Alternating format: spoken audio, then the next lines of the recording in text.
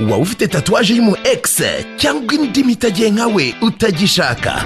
Reka guhangayika kuko Shema Tattoo bizobereyemo ayigukuriraho burundu, yaba ya kera cyangwa ya vuba, nta zindi ngaruka kuko yifashisha imashini yabugenewe yaturutse USA.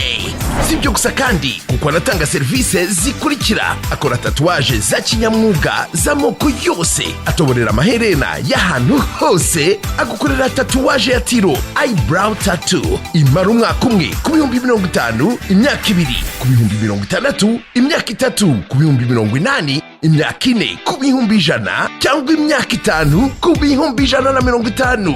Wizuyaza rero, hamagara Shema Tattoo kuri 0788 431 847 maze ufate rendez-vous kuri serivisi yari yose atanga. Shema Tattoo n'uwa mbere akanikurikira.